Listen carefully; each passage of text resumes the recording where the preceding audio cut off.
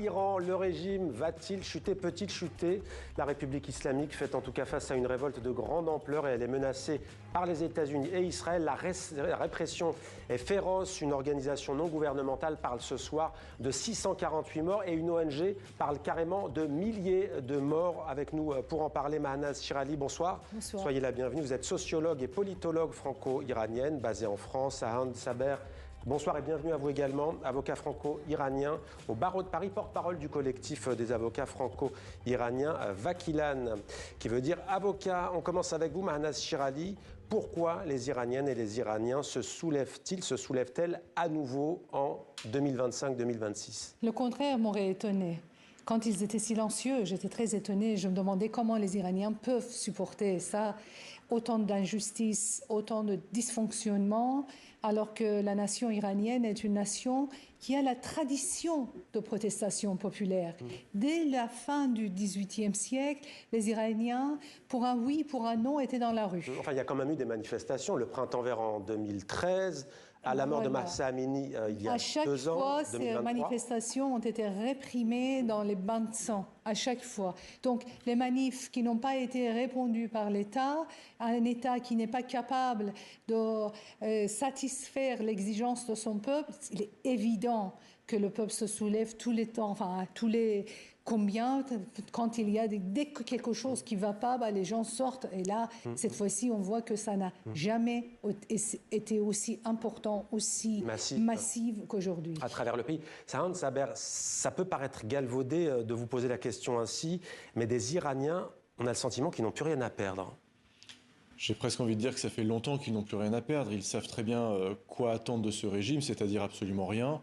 Et ce qu'on a pu voir ces dernières semaines, c'est qu'on était arrivé à la dernière étape avant l'explosion. Et cette dernière étape a été cette grève du bazar qui a été... Avec des commerçants qui sont plutôt conservateurs d'ailleurs à la base. Les commerçants traditionnellement sont conservateurs et proches du clergé, mais ce sont aussi eux qui assurent l'importation de matières et qui constituent le poumon économique de la société iranienne. On sait aujourd'hui aussi qu'ils sont... je dirais qu'ils ont des intérêts un peu confondus avec ceux des gardiens de la Révolution. Et compte tenu des sanctions internationales et de la corruption surtout qui est endémique, ils se sont mis en grève. Et ils se sont mis en grève parce qu'ils savent très bien que le seul responsable de cette situation, c'est le régime. Ce n'est pas un simple problème de politique ou de gestion économique du gouvernement iranien. Ce sont des problèmes structurels qui viennent des décisions prises par le régime de la République islamique et ce régime qui n'envisage pas d'ailleurs de changer de cap. Le mur de la peur est-il tombé? On aurait pu dire la même chose encore une fois en 2013 et en 2023,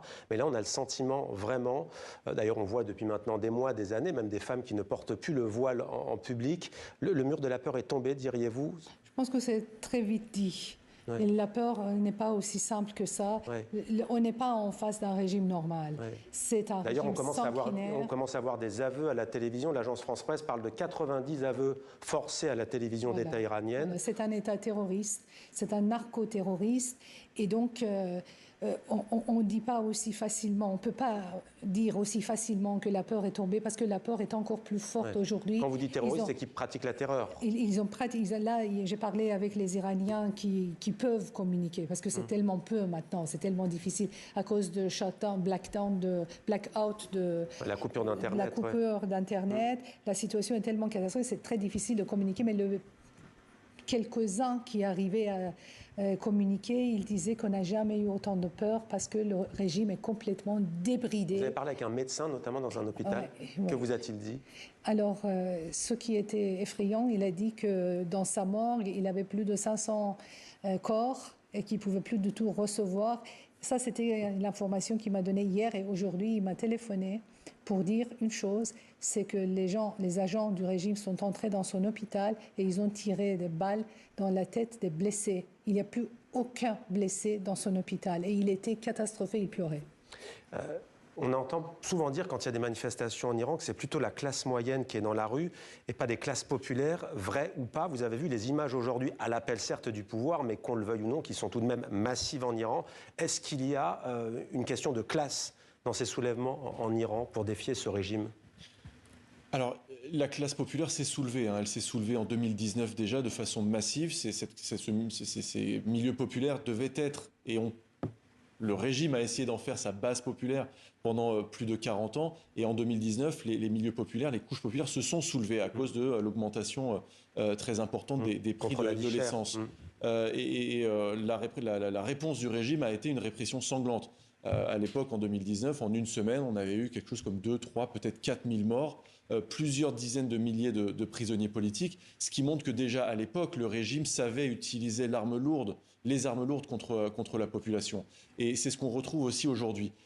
Est-ce qu'il y a des personnes qui soutiennent le régime aujourd'hui? Il y a forcément des gens qui en soutiennent. À combien est-ce qu'on peut évaluer? Peut-être 10%, peut-être 15% entre ceux qui ont des intérêts avec le régime, des personnes qui peut-être idéologiquement sont complètement imprégnées, peut-être des personnes dans un désespoir le plus total et qui vivent avec cette idée que le régime pourrait leur sauver la peau. Mais en réalité, l'écrasante majorité de la population iranienne n'est plus du côté du régime et une partie maintenant significative est aussi du côté du prince Reza Pahlavi. Alors, les classes sociales dans un pays comme l'Iran, que l'économie est morte et que n'a pas beaucoup de sens. C'est-à-dire que la classe moyenne s'est complètement paupérisée. Aujourd'hui, on a vraiment l'écrasante majorité des Iraniens sont des pauvres. Mais dans un pays sous sanctions quand même, on le rappelle.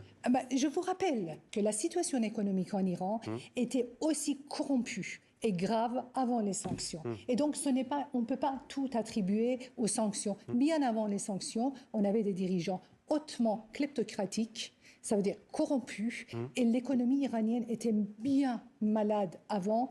Et évidemment, le coût des sanctions leur a été fatal. Alors, on peut préciser, sur les sanctions, il faut quand même rappeler une chose, c'est le résultat d'une politique du régime. Il y a eu un accord qui avait été signé en 2015 qui était déjà extrêmement précaire et le retrait des États-Unis a entraîné le retrait de la République islamique. D'abord, ce qui veut dire une chose, c'est que la seule partie qui intéressait les Iraniens à ce moment-là, c'était les États-Unis. Les Européens n'ont compté pour rien. Donc il y avait une réaction de défiance de la République islamique envers les États-Unis, envers la communauté internationale, sans jamais chercher à rester dans cet accord pour essayer peut-être de l'amender et de trouver une solution, un nouveau compromis avec les États-Unis. Donc, d'une manière Ce sont les États-Unis qui sont sortis de cet accord historique. Les Iraniens, le régime iranien. Mais les dirigeants iraniens ont tout fait pour que les Américains sortent, parce qu'ils ont invité tous les entrepreneurs européens sans un seul Américain. Et vous pensez que les Américains laissent que les autres pays profitent du part de gâteau et eux, ils restent en dehors? Pas vraiment la philosophie de Donald Trump. Clément Terme nous a rejoint, chercheur associé à l'IFRI, l'Institut français des relations internationales, spécialiste du Moyen-Orient. Bonsoir et bienvenue sur TV5 Monde dans ce débat intitulé « Le régime iranien va-t-il chuter? Peut-il chuter ?» D'abord une question, comment qualifiez-vous les événements en cours en Iran? Donc manifestation depuis 16 jours, répression qui se durcit. C'est une révolte, c'est une révolution selon vous? On est dans une situation révolutionnaire. On parle en République islamique d'épisodes révolutionnaires, donc depuis notamment 2017-2018, à nouveau en 2019, 2022-2023 et 2025-2026. Donc, alors pardonnez-moi de vous couper, je vais juste demander qu'on mette le son en plateau parce qu'on a un des invités qui ne vous entend pas et j'aimerais qu'il vous entende. Par définition, c'est un débat. Est-ce qu'on peut mettre le son en plateau pour que l'on puisse vous entendre? Allez-y, pardonnez-moi, reprenez. Donc oui, c'est des épisodes révolutionnaires récurrents. Maintenant, la question, c'est de transformer ces manifestations, ces revendications en projets politiques positifs, parce qu'il n'y a pas de débouché dans les institutions de la République islamique. La réforme est impossible. Donc il faut l'émergence d'un système alternatif. Et donc là, c'est toute la question de séparer le régime de l'État. Comment préserver les institutions sans garder l'idéologie finalement de la République islamique qui empêche le développement économique du pays et qui fait que les mouvements se répètent de manière de plus en plus rapprochée ces dernières années et avec une ampleur qui s'accroît. Donc certes, temporairement, les forces de sécurité peuvent, si vous voulez, effectuer un contrôle sur l'espace public, ralentir le mouvement de protestation, mais il n'y a pas de débouché politique dans le cadre de la République. J'allais vous poser la question, on entend beaucoup l'expression régime des mollahs. Est-ce que ce ne sont pas plutôt les gardiens de la révolution, dont on n'a pas encore prononcé le nom, qui sont les véritables piliers de ce pouvoir iranien en place depuis 1979 ? Alors oui, on a ce débat, surtout en Occident, sur est-ce que le guide suprême et les institutions cléricales peuvent être séparés de l'infrastructure militaire. Alors effectivement, si on regarde la Constitution, les gardiens de la Révolution sont à la solde, sont sous les ordres de l'ayatollah Khamenei, donc le guide suprême. Il n'y a pas de distinction à faire entre les forces idéologiques de la République islamique. Maintenant, c'est vrai que pour qu'il y ait un changement, il faudrait qu'il y ait une fraternisation entre les forces de sécurité et les manifestants. Et dans le cadre d'un régime idéologique et d'une armée idéologique, c'est là qu'il y a un défi. Mais un coup d'État militaire, par exemple, qui amènerait un chef militaire, une normalisation autoritaire, finalement, un scénario à la pakistanaise, reste peu probable puisque la population, les revendications rejettent aussi bien les clercs que les gardiens de la Révolution, qui sont accusés de crimes contre l'humanité par l'ONU, dans la répression du mouvement de 2022-2023, et qui obéissent aux ordres des clercs. Donc leur idéologie, en fait, vient de l'ayatollah Khamenei, et donc il n'y a pas de distinction pour l'instant que l'on peut faire. Il y avait un espoir sur l'armée régulière, parce qu'il y a 2 corps d'armée, mais elle a été mise sous contrôle ces derniers mois. Ouais, alors restez avec nous, Clément Terme. C'est vrai que c'est un des rares pays dans le monde où on ne voit jamais, même pas une image volée sur un réseau social, où on voit une scène de fraternisation entre un policier, entre un membre des forces de sécurité et un manifestant ou une manifestante. Oui, on peut rêver, on peut continuer à rêver que les forces de l'ordre vont s'effondrer et qu'ils vont s'attacher au peuple, parce qu'on ne connaît pas l'histoire. Le clergé chiite, à partir de l'époque de Qajar, début Qajar, c'est-à-dire que fin 18e, avait toujours l'habitude d'avoir un bras armé qui s'appelait les loutis en persan. Les loutis étaient les bras armés du clergé. Et le clergé a toujours évolué en ayant son bras armé sous son manteau. Toujours. À chaque fois qu'il disait quelque chose au peuple et le peuple n'acceptait pas, c'est son bras armé qui se faisait accepter. Et donc, cette tradition longue de plusieurs siècles elle est ancrée encore aujourd'hui. Ouais. Alors la question maintenant à tous les trois, le pouvoir iranien, la République islamique, va-t-elle vaciller? Le régime peut-il s'effondrer? Le régime peut s'effondrer, mais on voit aussi la violence de la répression. La question est davantage de savoir quelles sont les responsabilités que les membres de la communauté internationale veulent assumer. Aujourd'hui, Donald Trump a une position très tranchée et on sait qu'il y a une hypothèse d'intervention américaine. L'Union européenne, aujourd'hui, ne fait rien. Il y a eu quelques déclarations. Emmanuel Macron, tout à l'heure, a indiqué qu'il condamnait la répression, sauf que on ne peut pas seulement condamner la répression et la violence, on parle de crimes contre l'humanité. Donc vous êtes pour une intervention militaire des États-Unis pour renverser ce pouvoir? On aimerait vous dire que dans l'idéal, non, mais aujourd'hui, s'il n'y a pas une alternative qui est proposée, notamment au niveau de l'Union européenne, s'il n'y a pas une politique de fermeté diplomatique extrêmement forte, avec des sanctions extrêmement fortes contre le régime qui serait capable de conduire à une défection des forces de sécurité, malheureusement, on s'oriente vers cette hypothèse. Écoutez, les Iraniens sont en train de mourir les uns après les autres. Et dans cette situation, on n'a pas besoin de condamnation. On a besoin des actions fermes de la part de la communauté internationale. Je rappelle que c'est la responsabilité de protéger. R2P, c'est un principe qui a été adopté par l'ONU en 2005 pour protéger des pays où les dirigeants massacrent leur population. Aujourd'hui, les dirigeants iraniens massacrent les Iraniens. C'est la responsabilité de la communauté internationale. On voit très bien que les sanctions que vous appelez de vos voeux de la part de l'Union européenne, c'est pas ça qui va arrêter les... Il faut qu'il intervienne militairement. Qui il? Donald Trump?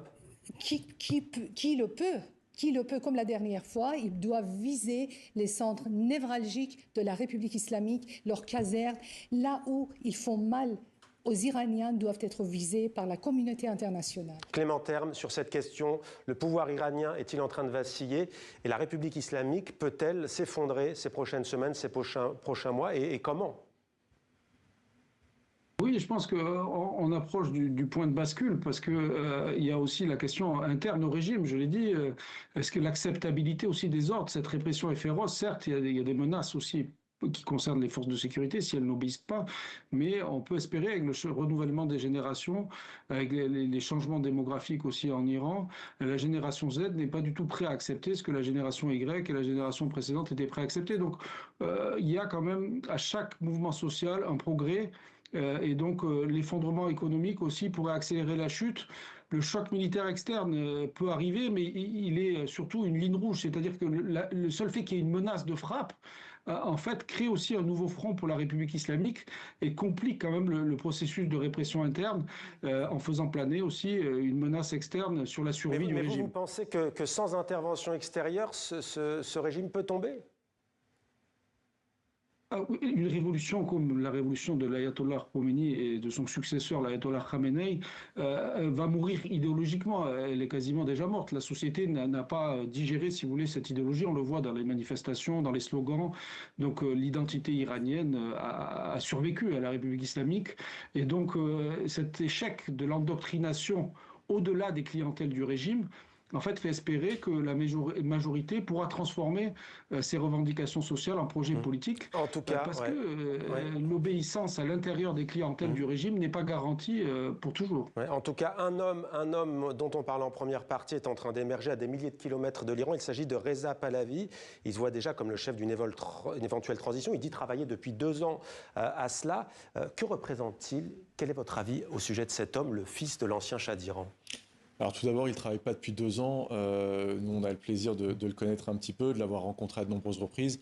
C'est un homme qui travaille depuis plusieurs dizaines d'années. Lui dit la transition depuis 2 ans, mais la transition, je parle, sur la transition elle-même, mais sur les idées, sur la démocratie, sur la laïcité, sur la réconciliation nationale, sur la désobéissance civile comme mode de résistance, ça fait des années et des années. Et aujourd'hui, ce qu'il incarne, c'est une histoire. C'est un patrimoine que les Iraniens revendiquent. Alors effectivement, quand on vient ici, spécifiquement en France, on aime beaucoup parler de la politique du Shah, de la Savak, mais sans doute parce qu'on ne se pardonne pas en France d'avoir accueilli l'ayatollah Khomeini, et puis parce qu'on a entretenu des relations avec la République islamique.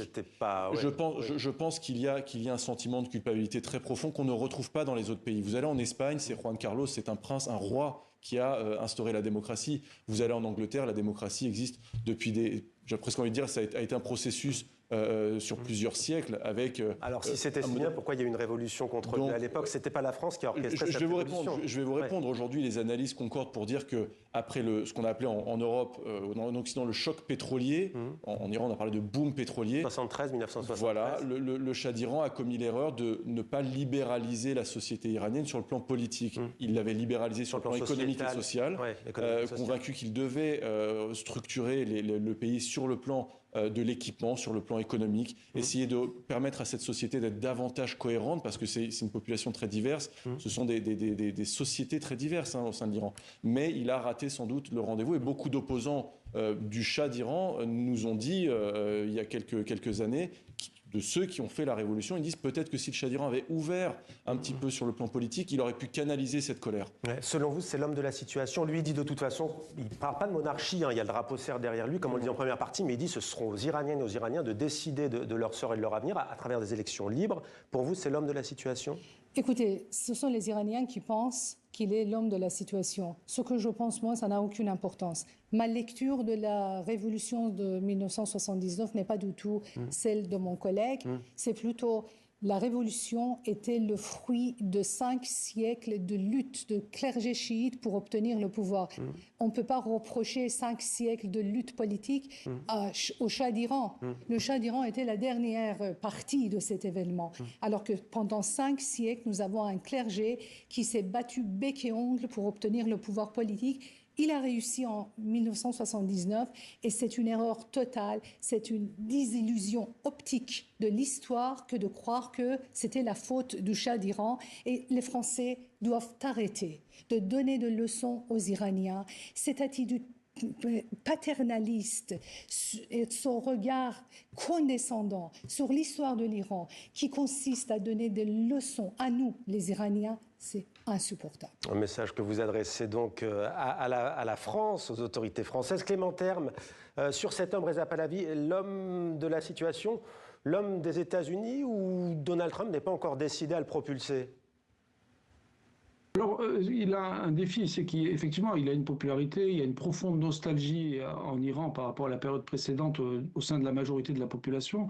Il faut qu'il transforme cette nostalgie en projet politique. Donc, c'est ça son principal défi. Mais il a 3 forces. La première, c'est que son héritage, en tout cas familial et surtout celui de son grand-père, représente la sécularisation. Il y avait aussi la question économique, le développement économique qui a été évoqué par mon collègue. Et le troisième élément, c'est la politique étrangère. Il y avait une politique étrangère consensuelle. L'Iran était une grande puissance, une puissance régionale respectée. Donc c'est vrai que ce sont les aspects positifs. Après, il y a une mémoire conflictuelle. On peut parler des mouvements de gauche iraniens, par exemple, qui ont fait la révolution contre son père. Donc c'est vrai que pour faire consensus, ce sera sa capacité à inclure aussi les différents mouvements de l'opposition qui pourra le propulser, le moment donné, si le régime s'effondre, au premier plan. Alors, le président américain Donald Trump a déclaré qu'il étudiait des options, je cite, très fortes avec l'armée américaine et qu'une rencontre avec les autorités iraniennes était en cours de préparation. Il y a quand même cette porte ouverte au dialogue, même s'il y a les mots très durs de l'ayatollah Khamenei contre Donald Trump. Qu'espérez-vous aujourd'hui des États-Unis ou d'ailleurs d'Israël, puisque Benjamin Netanyahou dit qu'une fois que ce pouvoir tomberait, eh bien Israël ferait des affaires avec ce pays. Il loue le peuple perse. Concernant Donald Trump, je pense qu'il n'est pas naïf. D'une manière générale, la République islamique, à chaque fois qu'elle s'est trouvée dans une situation de difficulté, elle a proposé l'ouverture de négociations, de discussions, elle a toujours fait naître l'espoir qu'elle pourrait arriver à un accord, notamment sur le nucléaire. C'est le mot qu'ils ont toujours. Et en réalité, ça montre que le programme nucléaire a toujours été un moyen de tenir un peu la communauté internationale et de préserver la stabilité du régime. Mais en réalité, je pense que Donald Trump, à ce stade, n'est plus naïf et que les plans américains sont déjà bien préparés. Et qui sont déjà bien préparés. Si ce pouvoir tombe, est-ce qu'il n'y a pas... Alors, vous l'avez dit, il y a une répression féroce. À l'instant, Londres, le Royaume-Uni qui condamne l'horrible répression en Iran et qui appelle à cesser immédiatement les violences. Mais je me pose tout de même la question, je vais essayer de la poser le moins... surprenant, si je puis dire, possible, avec un pays morcelé, est-ce que le plus grand défi d'éventuels successeurs, ce ne sera pas de favoriser l'harmonie? Il y a 10%, 16% d'Azéris, 10% de Kurdes, des minorités arabes, 2% Baloutches, et les Perses, 53%. Ce sera le défi, si ça tombe, même si j'entends bien, vous l'avez bien dit, on n'en est pas là. Vous savez, ce n'est pas par hasard si l'Iran est un pays avec 4000 ans d'histoire. Ce n'est pas par hasard. Ce n'est pas un nouveau pays, ce n'est pas un pays fictif, c'est un vrai pays avec une vraie nation. Et si les Iraniens ont su garder leur hégémonie pendant 4000 ans, ça veut dire qu'ils ont un instinct de survie. Un instinct de survie que je vois en tant que sociologue. Cet instinct est à l'œuvre aujourd'hui. La société iranienne aujourd'hui est une société pluraliste. Vous trouvez toutes les tendances, mais cet instinct de survie ancestral a pris dessus et ça les a réunis autour de la figure du prince Reza Pahlavi. Ça montre que les Iraniens, malgré leur discorde, malgré Mahsa Amani était kurde et tout le pays s'est effectivement soulevé pour la défendre. Dès que le moment de crise arrive, ces Iraniens de toutes les couleurs, de toutes les ethnies, ils se solidarisent. Et c'est ça qui fait que l'Iran a perduré 4000 ans et ça va encore perdurer de milliers d'années. Ce sera le mot de la fin, hélas, parce que le temps, ce débat touche à sa fin. Mahnaz Sherali, merci beaucoup pour votre témoignage, Sahand Saber, et votre analyse surtout, et votre témoignage, on va dire, Sahand Saber. Merci Clément Terme de nous avoir rejoints pour ce débat. Merci à tous les trois d'avoir discuté ce soir avec nous sur TV5 Monde.